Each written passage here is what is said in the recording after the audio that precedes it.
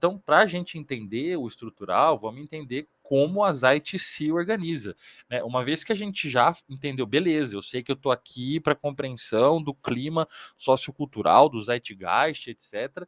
Mas e aí, pessoal, como que a gente se organiza para fazer isso não ser só um papo, não ser só uma conversa e a gente de fato conseguir criar resultados e tudo mais?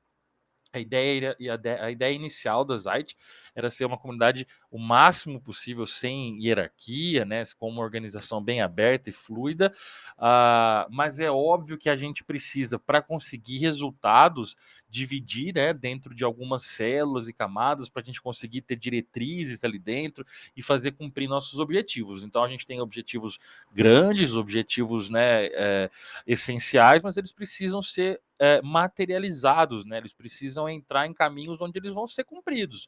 Então a gente começa aí a dividir a comunidade em algumas células. Então, para uma comunidade de tamanho global, né, já que a gente hoje durante a gravação desse vídeo a gente está presente com membros em 16 países, tá?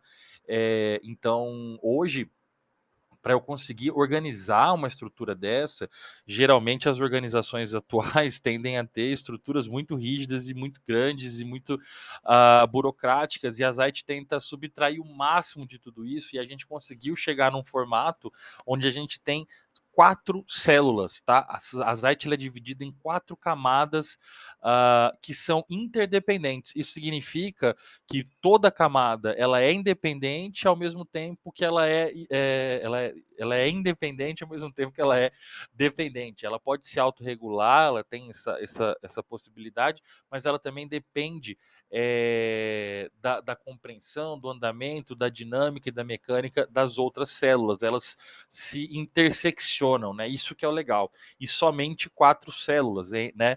Então, a estrutura das artes ela vai funcionar com células locais, regionais, internacionais e globais. Mas vamos lá, vamos entender uma por uma. As células locais são também chamadas de capítulos, tá bom? São os capítulos das artes, são as cidades. Tá? Então, cada cidade da Zeit é um capítulo da Zeit. Então, tem aquele grupo de pessoas, de membros, de Zeiters em uma cidade. Esses Zeiters e esses Hunters dessa cidade, eles formam o capítulo da cidade, né? O capítulo da Zeit naquele local, tá? Então, a célula local, ela é o capítulo, ela é a cidade, certo? As células regionais, elas já são os países. Na Zeit, a gente chama país de região, tá bom? Por uma questão política, onde a gente sabe que alguns países ou alguns lugares que se consideram países não são reconhecidos por outros, e para a Zeit a gente é muito mais focado no auto-reconhecimento, tá?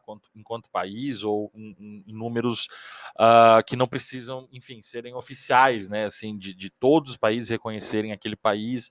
Então, a gente tem mais países, na verdade, considerados países dentro da Zeit do que dentro da ONU, por exemplo, se tem países oficiais.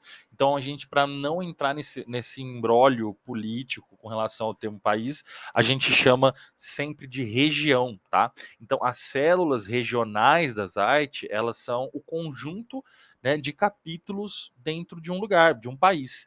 Então, todos os capítulos de um país formam a região, né? Então, todos os capítulos do Brasil formam a região Brasil aqui na Zeit, tá bom? Inicialmente é isso que a gente precisa saber. É óbvio que dá para se aprofundar um pouquinho mais nisso, mas aqui para esse vídeo inicial é isso que é importante. As células locais, regionais, desculpa, da Zeit formam o país. Então, cada país é uma região da Zeit, beleza?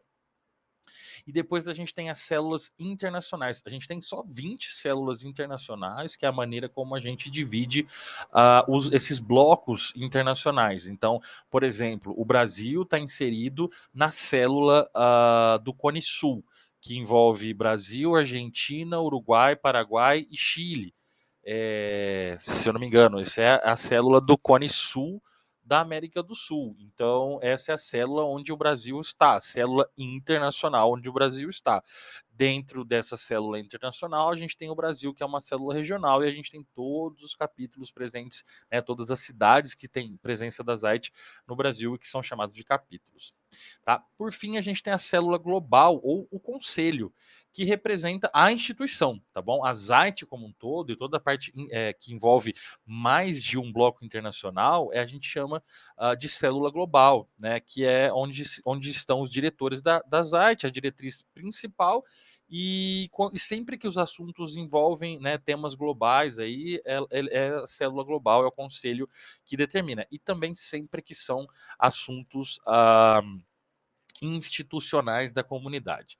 E por que que a gente divide dessa forma? Olha que legal isso, né? É uma coisa extremamente horizontalizada nesse sentido, as células, porque a gente tem aí o conselho, a diretoria, né, no desenho laranjinha aí, e a gente tem os hunters na outra ponta. Essas são as células de ponta, né? A diretoria como o motriz, né, como a locomotiva nesse sentido de institucional da comunidade, dos assuntos globais, e por outro lado, também uma locomotiva, né?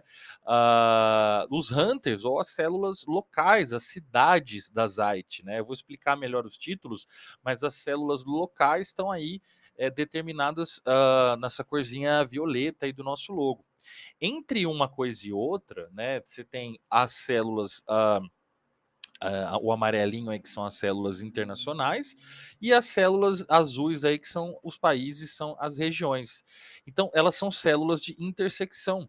Então, eu tenho assuntos globais e assuntos locais, e para interseccionar um com o outro, eu tenho os assuntos dos blocos internacionais e dos blocos regionais. Dessa forma, eu consigo fazer uma comunidade que intersecciona o local com o global, e assim a gente cria o que a gente chama de comunidade local, certo?